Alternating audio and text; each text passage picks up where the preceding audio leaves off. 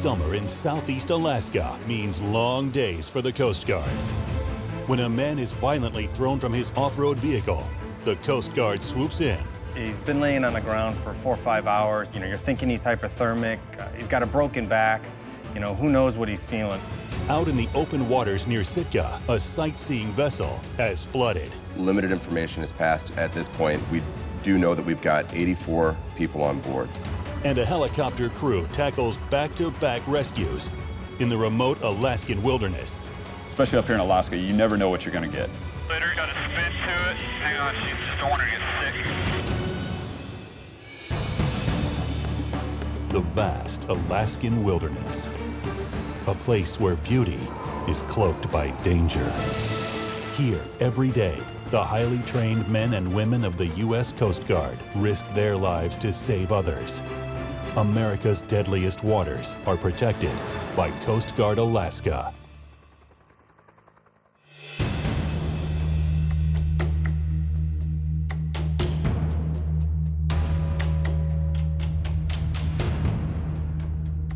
The act looks good, but they couldn't get a fixed-wing aircraft in there because of an icy strip. That's why we're going up there. Lieutenant Andy Clayton, Air Station Sitka, Alaska, and we were responding to a medevac for an ATV accident up near Yakutat. Questions, comments? He wrecked his ATV near a landing strip in Dry Bay, which is at the mouth of the Alsik River. It's probably about 30 miles outside of Yakutat. It's a very remote area and used a lot for fishing and recreation. Crew port ready for takeoff? Ready for takeoff. Chris, what did they say about altitude? Is there a concern of an altitude restriction? On the way back with the patient? Yeah, but if he's in that much pain, try to keep it relatively low. That way his body can absorb most of that oxygen a little bit better. Okay, all right. My name's Chris Blau. I'm a Coast Guard rescue swimmer at Air Station Sitka in southeast Alaska. As the case that came across to us was just an ATV accident with a broken back, a 61-year-old male. We don't know how bad it really is. He's stuck under the ATV. I mean, there's so many things that could happen.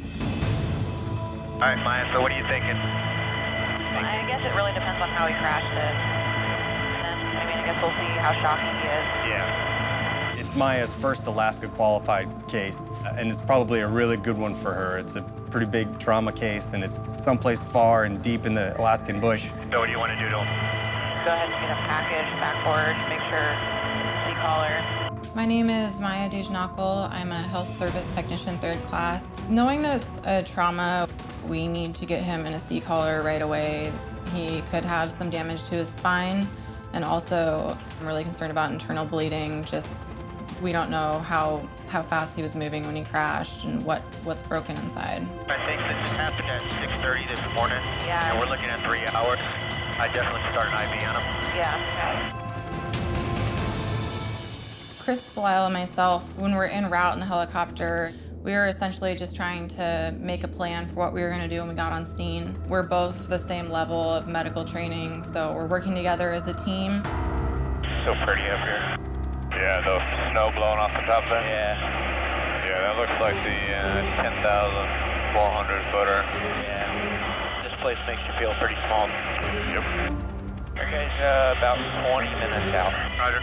You pull the sun away, or somebody that knows much, figure out what will all happen. Okay. I'll start with the full sweep and do all that kind of assessment. You're expecting the worst. He's been laying on the ground for 4 or 5 hours. You're thinking he's hypothermic. He's got a broken back. Who knows what he's feeling. We're ready for approach. Ready for approach? Keep your eyes peeled, guys, on the right. We have people dead ahead. They're talking about a little grass area. I got door speed, right, sir? Yeah, you do. Right. Clear down on my side. Okay. It's real wet and heavy here. No worries with the snow. Right. My name is Lieutenant Simon Graham, a pilot here at Air Station Sitka. Luckily, he was right off a little dirt strip. It's covered with snow, slush, still pretty heavy winter in Yakutat. As I'm getting off the plane, I'm looking around and kind of taking a view of the scene, seeing if it's safe. Luckily, he was kind of out in the field. The ATV, they just kind of rolled it out of the way.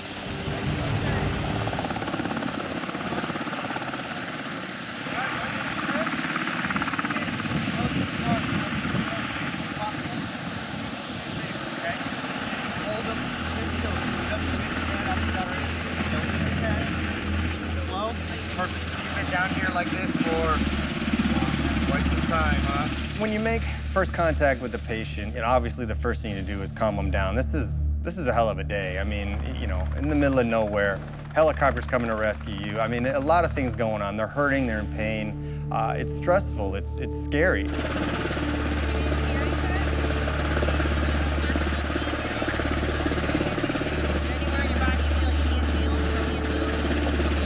Chris was just getting through with the rapid trauma assessment. I came over to help him get the C-collar on the patient. So at that time, I was kind of able to crouch down and get a word in with the patient, see how he was feeling. He was able to hold a conversation with me, and he was obviously alert and oriented to the situation. He was unable to move, but he was able to move his arms, which to me was a really good sign.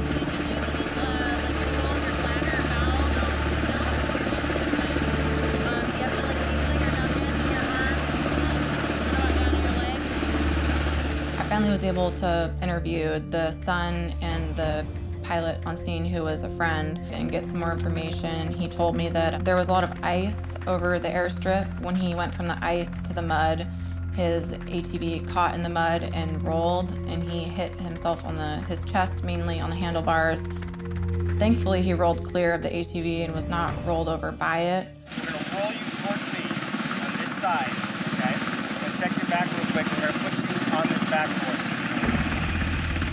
Chris Belisle, the rescue swimmer, is really a master of kind of staying calm, calming the patient. Even though it is a really scary and serious situation, I think that's a really great skill to have.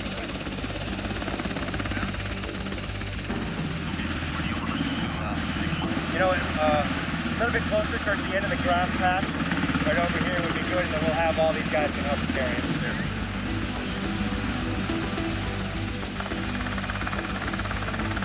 Okay, nice and slow and easy, just up and over, guys.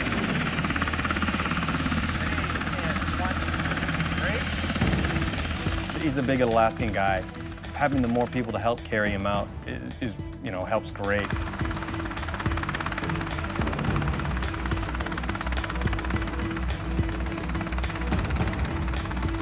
All our peeps are in. We're all in. Sir, we are ready for takeoff. Okay. We'll come up, we'll just pedal turn. Clear to continue, your power's real good. Correct. Sector 6030, be advised, we're airborne again with the patient. 030, Coast Guard Sector Juno, roger. If we go direct from that position to Sitka, it's 162 nautical miles. If we go to that position right there and then direct to Juneau, because we don't want to go over the 13,000-foot mountain, that's a difference of 16 miles. Juneau just has a higher level of spinal care. Yeah. We had two options, either to take him to Juneau or Sitka. The biggest concern was we wanted a smooth ride for the patient. He had a possible broken back, so we wanted a smooth ride. What's our transit time? 1 hour from right now. Roger that.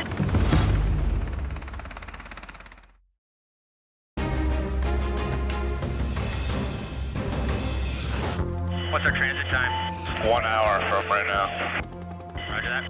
We were responding to a medevac for an ATV accident up near Yakutat. We were able to take some shortcuts, but we weren't able to go direct because in between us and Juneau was Mount Fairweather at 15,300 feet. So to climb up to that kind of altitude and fly around the mountain, we would have no doubt got tossed by the winds. Maya, can you put the left side on? I'll do the center and right. His blood pressure's a little high, but that's normal.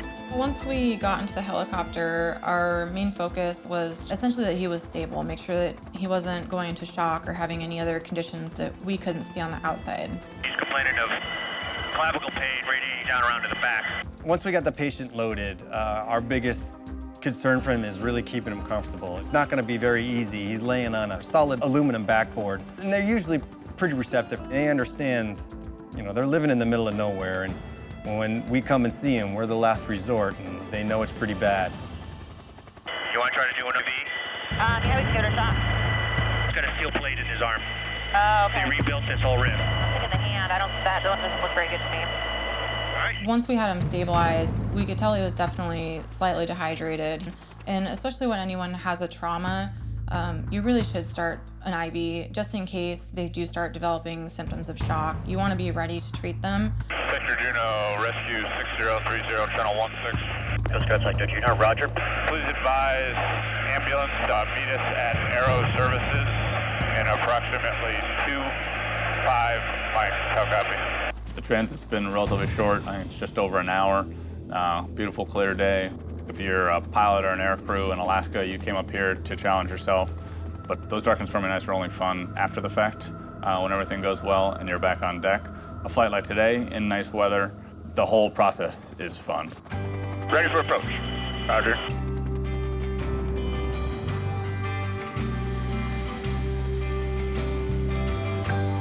So how's everything feel? Is it still just your localized pain in your chest? Like it's stabbing towards the heart. Like it shoots it.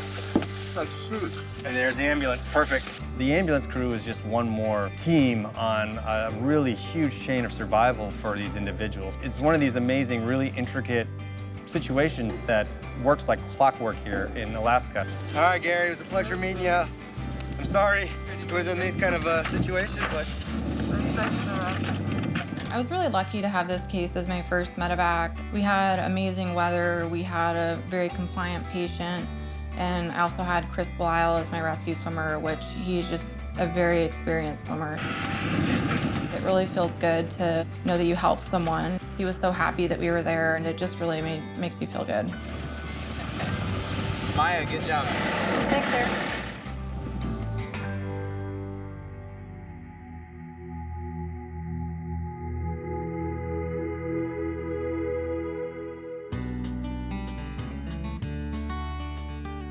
My name's Gary Gray, and I'm from Yakutat.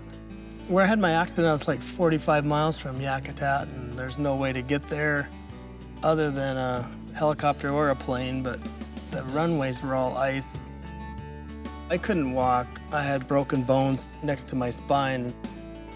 You always think it's gonna be somebody else, but I've seen the choppers go by day after day for years, and when they come to get you, it's very nice.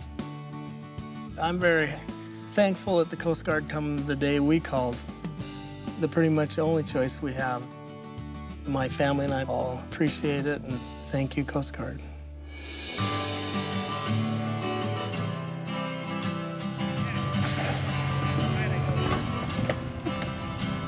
Cheers. Good morning. My name's Chris Belial. I'm a Coast Guard rescue swimmer at Air Station Sitka. I'm used to seeing everything from about 500 feet up, so being up on a boat and dry is actually a new experience for me and quite fun. Does anybody have any sailing experience? I know that that's fore and that's aft, and that's starboard and that's port. And that is all I know. Lieutenant Jamie Jenks, Air Station Sitka. We're going out sailing today. I know how to fly a helicopter. I don't know how to sail a boat at all. What we do locally here is all aviation related, and today we're gonna get to raise the sails and do something interesting from a totally different perspective. And we're gonna put the main up first, followed by the fore, then the jib and the staysail. Captain John gave us a lot of instruction. He did use a lot of nautical terms, making the assumption that being in the Coast Guard, we knew what the heck we were doing, which is certainly not an assumption he should have made. Hold it, that's not the peak. We helped raise and lower the sails. Okay, now work together. You ready? Putting us through the ropes. Mr. Jenks and I were working on unfurling the sail, getting ready to hoist the jib, which is the forward one. No. Let's leave that off yet. That's a staysail. We're talking to the jib. You're doing it all wrong. Having Chris here is great. He and I have a really fun work relationship. I enjoy standing duty with him. Climb up the ratlins, climb down the other side. They just went up one side, down the other? Yeah. You're next. All right.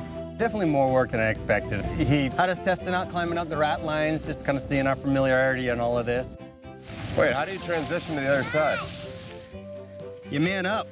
If you're not comfortable doing it, you can end it at any time. Yeah, no, I think I'm all set.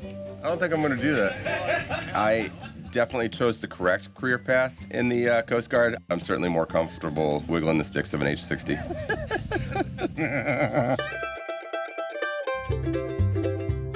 We're going up a fjord, and then we're going to sail out towards Mount Edgecombe.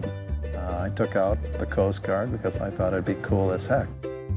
Thanks, you guys. Thank you for flying. I took a ride with your crew. All right. You know, they're essential here in the community. We would have an amazing amount of casualties in this community if we didn't have the Coast Guard here, just flat out. All right, so is everybody up to speed on what we're doing? There's a boat taking on water with 84 people on board.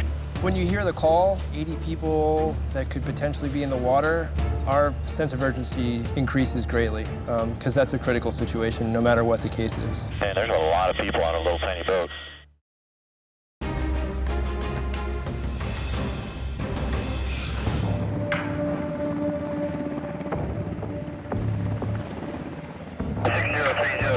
At this time, we just need you to head to Glacier Bay.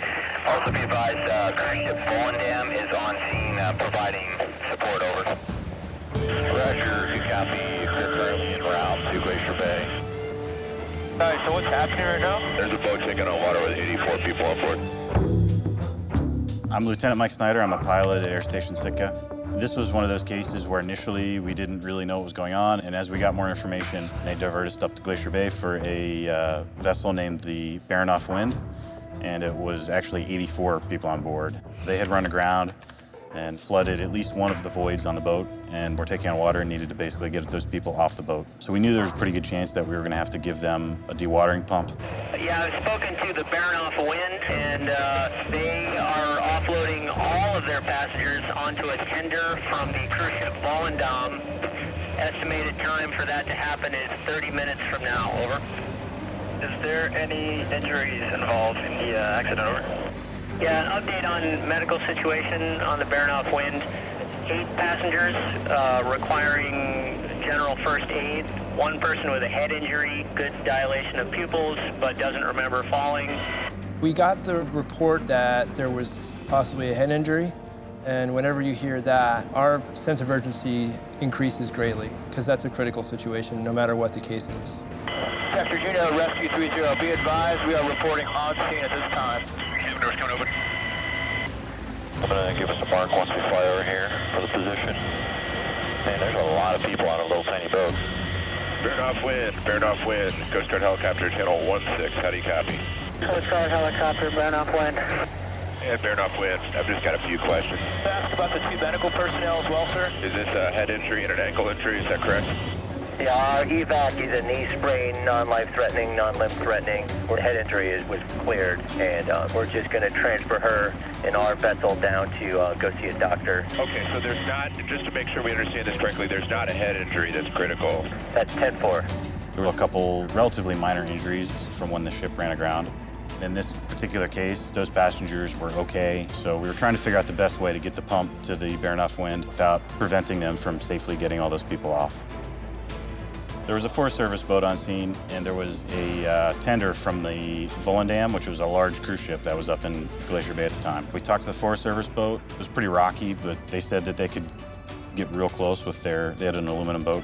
What might work is really easy for us to land on the beach here, and we can just give you the pump, and in the meantime, we could be saving some fuel. Is that something you're capable of doing, is getting up on the beach with that boat? Yeah, 10-4. Sounds like the plan will be there. Upon arrival on scene, we asked the Ranger boat, which is an aluminum boat, if they could get right up next to the shore. When they confirmed that they could, then it was really a no-brainer for us. We landed on the beach. Right about here? Yes, sir, that should be good. And then we're planning on getting the pump to the Ranger boat, and then they could just drive it over to the Baranoff Wind, the vessel taking on water.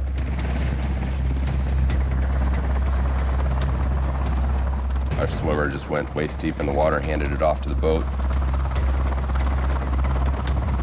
They delivered it successfully, and we were standing by until everybody was safely on board the tender at that point.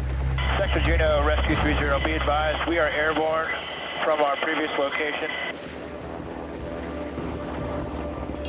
We are traversing to go and make sure that the passenger transfer at the vessel Volendam goes well, and we'll be on scene with the Volendam until that's complete. In Alaska, the mariner community is really tight-knit. What would have been a pretty big lift for us became a pretty simple assist because of everybody looking out for each other on the Alaskan waters. And Volendam, Coast Guard 6030, just wanted to thank you again for the assistance today.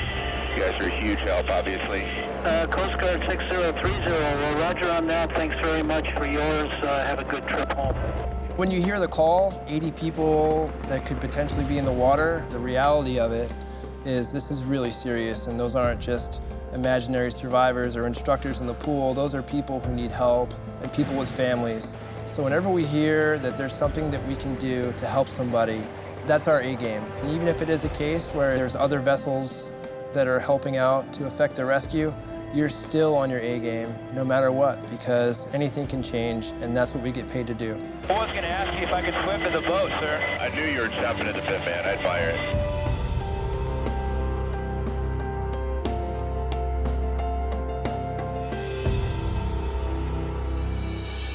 How's the patient? She's in a lot of pain, probably some broken ribs in her back area. On this particular night, we get 2 medevacs back to back. We have a patient who's fallen down a flight of stairs, broken some ribs. Pain level's pretty high. Roger that.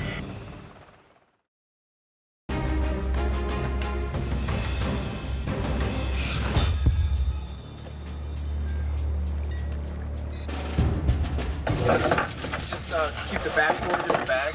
All right. If he's on a decent backboard, then we'll just keep going. All right. Gotta love Alaska summer, so we'll be home before it gets dark. Lieutenant Brooks Crawford at Air Station Sitka, and we just heard a pipe that a gentleman in Elfin Cove was on a charter boat, took a pretty big fall, and possibly hurt his back. Before we took off, we had a pretty good look at weather, and it looked like a pretty good day. We were going to try to go as direct as possible, so that's the course we set, direct for Elfin Cove, up and over the mountains. I think we're all on the same page as to what we got. A 74-year-old man hurt his back on a boat. He said he's at the lodge in Elfin Cove. We'll find this guy. We'll find a place to safely hoist. We'll do it. We'll get him to Juneau. Okay. Yeah, 6,500 pounds of fuel. Everything else is the same. Any questions? I have no questions, sir. All right. Rudder brake's coming off now.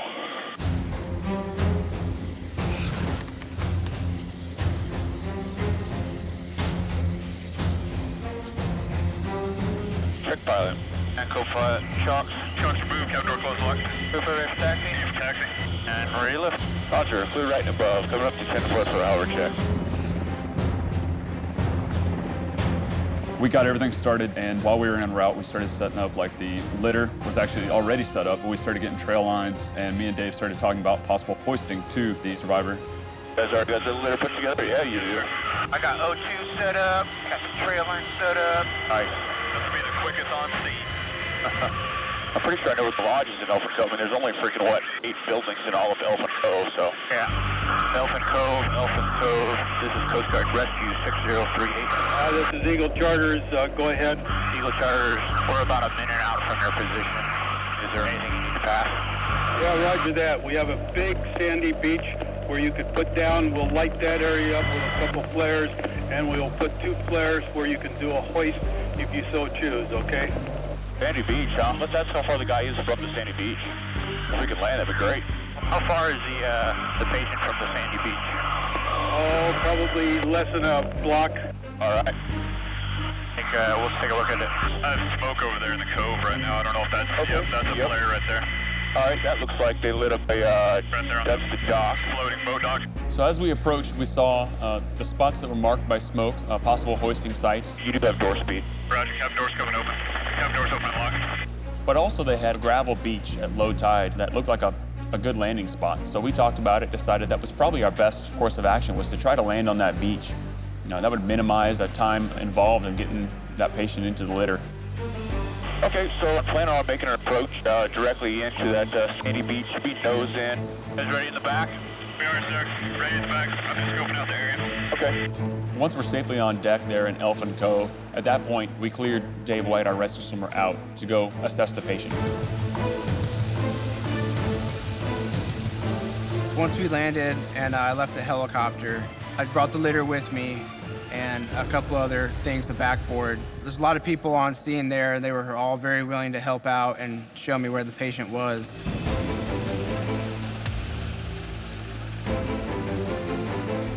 Elfin Cove is a small town. It's all small buildings, all connected by boardwalks. Beautiful town. And the whole town must have come out to watch us land and to lend a hand if I needed them to.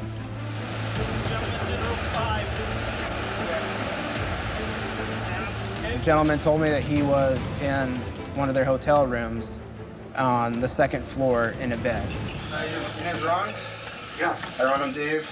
All right, Dave. All right, so, hurt your back? Yeah. All right. Hey, Joe. We're gonna get you on a backboard and carry you down, okay? He's got basically localized sciatic pain with no radiation down his leg. Do you have any other, He's had a broken back before. Okay.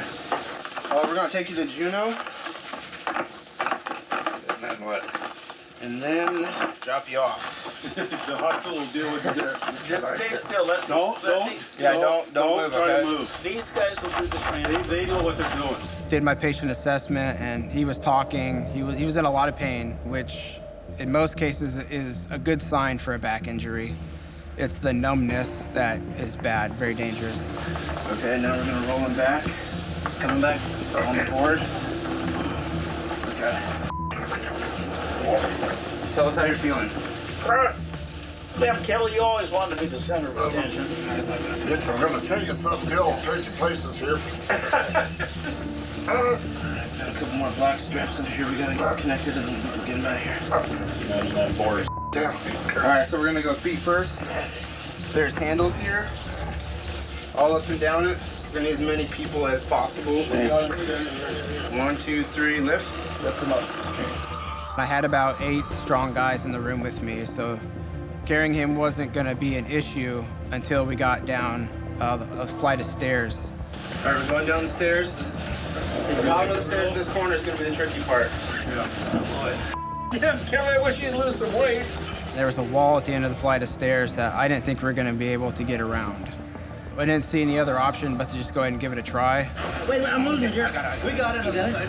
Each guy was on the backboard, and we were just barely able to make that tight turn around that corner. Good job, guys. Good job. Okay. Feet first through the door. Yep. Head on that red part of that litter right there. Okay. Once we got the patient into the litter, I tasked a few of the men to help me carry the litter to the helicopter.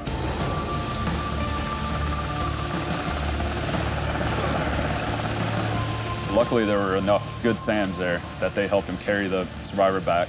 With me and Dave, if it had just been the two of us, it would have been tremendously hard trying to carry a 200-pound man on unstable ground. You've got soft sand, big rocks. I mean, a couple of us almost fell just trying to carry the survivor. So once we got him back, we put him in the helo feet first. Okay, how's the patient doing? He's about an 8 right now, his pain level, but he's talking, joking, laughing, but the pain level's pretty high. Roger that. I'll give him some O2. Okay. That's about all I can do for him. Have the doors closed, locked. Roger. I went ahead and put him on oxygen, put a blanket on him because it gets cold. And it's hard to communicate with patients in the helicopter. You really got to get up close and personal to them and yell, literally yell in their ear. Every 5 minutes I would talk to him and he said he was okay, he was doing fine. And there's really nothing I could do for his pain level except transport him as fast as possible.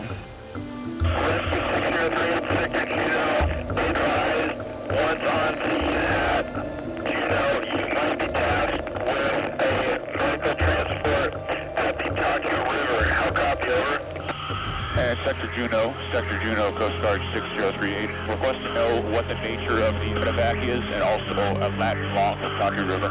Shortly after taking off, we get word from Sector Juneau that we might be tasked with a second medevac as soon as we land. 3 Sector, be advised, the nature of the second medevac is a head and neck injury. The on-scene lat long I have for you when you're ready, over. Sector 3A, we are ready to copy, over.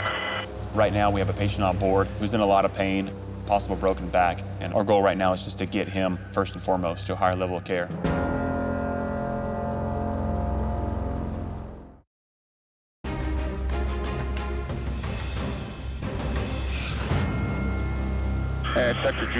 Sector Juneau, Coast Guard 6038. Request to know what the nature of the medevac is and also a lat long of County River.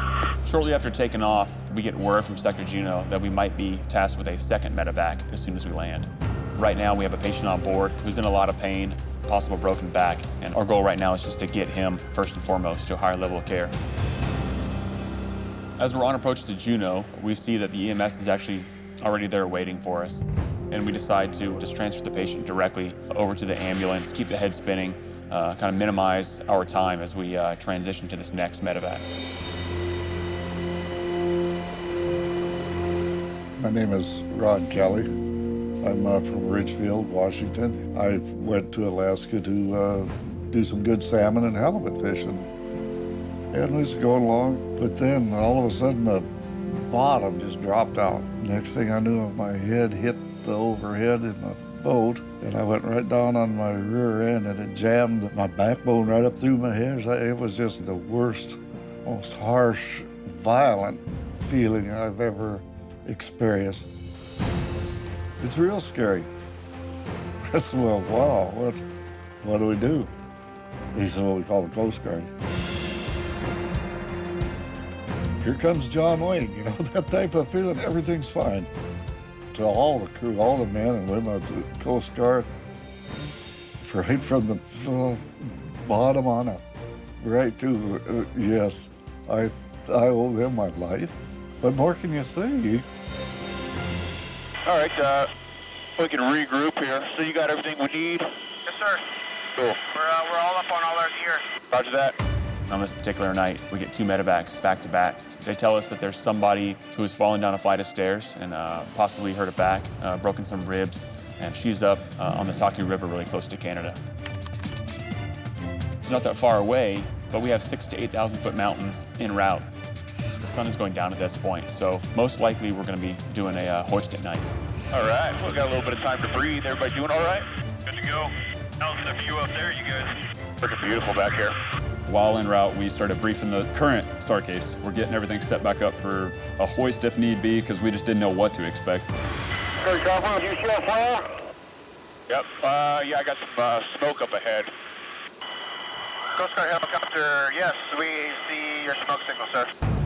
This one might be a little harder to land, just so you guys are aware. All right, looks like a lot of dense trees there. There's door speed. Roger, cabin door coming open. Cabin door's open and locked. The crew's behind the cabin here where the smoke is. Where do you say? He said somewhere behind the cabin where the smoke is. Okay. There's no way in hell we're getting in there. All right, sir, where are we looking at? Where these 3 guys are down here by this 2-story cabin? Well, right here at our 3 o'clock where all the boats are? That's where all the dudes are, but I don't want to freaking hoist over all those boats. And the problem is, too, we got that flagpole right there as well. Really big ass. We got a big crew right over here behind us. The guys on the ground just started blowing up our headsets. Definitely a lot of radio chatter. Okay, there's a large opening right behind these trees here. Copy, copy. Okay. Yes, sir, we copy. We are discussing our hoisting options. Stand by. Well, I would say landing is probably not an option. Yeah. I can't really tell what the scope is like back there. I mean, that would have to be a freaking complete vertical landing into that spot. Come over the other side of the trees. You'll see a big opening back here where I'm standing now. Let's just check out this open area that he keeps yelling about. I mean, I saw that as we came around. No, I don't think we can go in there. I think that's a stupid idea. What's the altitude right here? 155 feet. Yeah, we've got a couple concerns down here we'll have to look at. They got a bunch of boats and real tall trees. That'll make it a little difficult to hoist. It's getting dark outside. When we show up, there's actually a ground party there that's trying to be very helpful. They cut down what they thought was going to be a suitable landing site for us, but it certainly was not big enough for the H-60 helicopter. So what I'm thinking is, I don't know how you feel about this tall tree right here. If you want to make it a tall hoist. Anyway, I'm actually happy to, I mean, I got great visibility on that. I'd like to just get Dave on the ground here and let him kind of assess this whole thing for us. Okay. This is 110 feet right here, and I think we can safely get right in front of that four-wheeler. Even with that tall tree at your 1 o'clock without clipping it with the blades? We got Dave to the door. I got him hooked up with the hoist. It looked good from there on, so we just held the hover, and we sent Dave out the door. Load check complete. Swimmer's on his way down. Roger. It was a very high hoist, over 100 feet, which is the highest I've ever been hoisted. As I was getting lowered down, I got caught up in the trees a little bit. Was able to free myself. And can't tell how far off the deck swimmer is. He is almost on deck. I get on the ground safely and then went up to the cabin with the backboard to do my patient assessment. 3-8 swimmer, we will need to hoist the patient. And roger that. How was that spot that we hoisted you down to? Will that work? Yes, sir. That's a good spot. It'll work over. They had the patient inside the cabin, and I saw where she fell, and it looked like a very painful fall off of about a 10-foot balcony. Number 3-8, we're coming into a hover over position. You guys ready for hoist? Yes, we are ready for hoist, over. Rescue checklist complete, ready for 1 bear hook recovery of the litter with survivor from 110 feet. We get back in the hover over the survivor, and being that high, the survivor started spinning pretty bad. Litter is clear of the deck. Got to spin to it. Hang on, she just don't want her to get sick.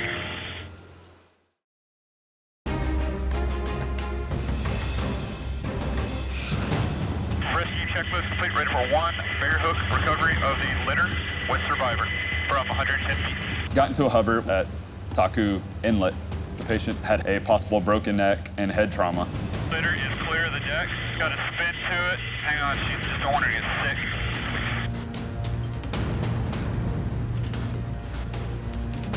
Stop in the swing. She started spinning pretty bad. There's not a whole lot we can do about it. We just hope she closes her eyes and doesn't puke on the way up. So I try to speed up the hoist as fast as I can, getting her up to the bottom of the helo. All right, litter is inside cabin right now. Just dragging survivor in cabin door. Roger. Once Josh gets the patient stable in the helicopter, I hooked up, and he picked me up without a hitch. I stayed out of the trees this time and got me in the helicopter. And rescue submarine is coming in cabin door. Cool. Hoist complete. Once we take off, our only task is to get the helicopter to Juneau as quickly as possible. How's the patient? She's in a lot of pain. What happened to her? She fell downstairs. Ooh. Probably some broken ribs in her back area, but her vitals are good. No internal bleeding. All her vitals were normal. Her breathing was rapid, mostly due to the pain. And crew report ready for approach. Ready for approach. Roger. We were so close to Juneau, there really wasn't too much I could do with the small amount of time I had, except ensure that the ambulance would be on scene when we got there.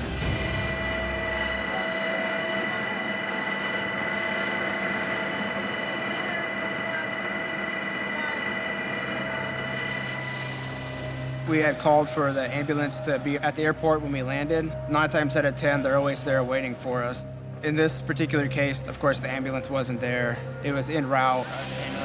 It's not here. Oh my God, I'm so sorry. It was heartbreaking when I had to tell her that the ambulance wasn't there. They were still on their way. The whole crew realized how much pain she was actually in at that point. Oh my God. Oh my God, it hurts. It's close. It's pulling on right now. The ambulance is here. My name is Kathy Thatcher, and I live in Juneau, Alaska. Extreme amount of pain. She said she's in so much pain, she's having difficulty breathing. When I lost my balance and was falling, I knew that it wasn't going to be a good situation because I was up about, I'd say, 10 feet, and I was going head first. I am so thankful to the crew that responded to my incident. They were wonderful, very professional and helpful and caring. Living in Southeast Alaska, it's just a vital service. We are so remote here that we really, really value the services of the Coast Guard.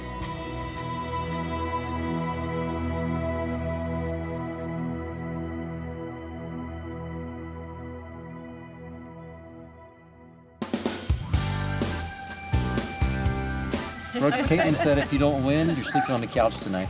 Well, I have duty, sir, so I'll be sleeping. Lieutenant Brooks Crawford from Air Station Sitka, just out here having a good time on this unit kayak race. Go! We just had 2 back-to-back aces, so it's nice to be able to kick back and have a little fun. Go, Will! My name is Commander Ward Samlin. The individual racers will do a time trial. From there, we take the top 4, and then they'll do a head-to-head race, and then the winners from those 2 heats will meet in the final, the grand finale, and that'll decide the winner for the day. Go! It's an awesome opportunity to get out and play a little bit today, do some paddling. Of course, bragging rights are always important, and then the CO sweetened the deal by throwing in 24 hours of liberty for the winner. Rachel Youngberg, 4:26. 3 seconds. Time. 3 minutes, 52 seconds. It's easy. My name is David White. I just did the first leg of this awesome kayak race. I'm gonna win. Woo! 3:49. Oh! Taking the top spot. It's fun.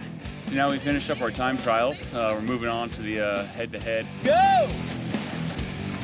First semifinal heat, we have Petty Officer Chris Miller, then Lieutenant Brooks Crawford. Winner, Mr. Crawford! Go! Go! For our second round of semifinalist heats, we've got Petty Officer Will Beisel against Petty Officer Dave White. Nice job, guys. Dave White. So now we have going for all the marbles, Dave White and Brooks Crawford. Yeah. Good luck, sir. Good luck, man. We'll both give it all we can and see what happens. Going all out next go. I'm not intimidated at all. Or maybe a little bit. Go!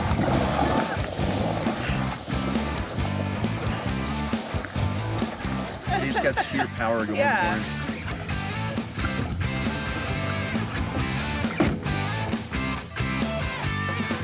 Oh, you're trying to go through?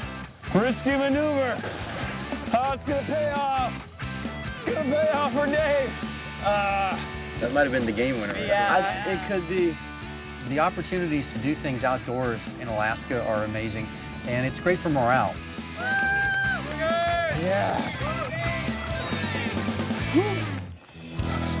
People are happy when they kind of have a little bit of R&R. They work smarter, they work safer. So for me as the commanding officer here, this is not just about everybody having a good time. In some small way, it's also about mission readiness.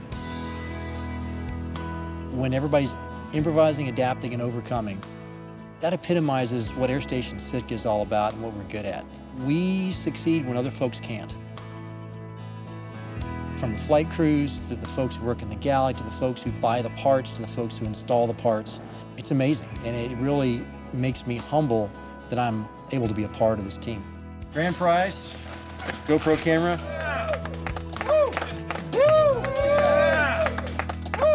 Thank you. Thank you.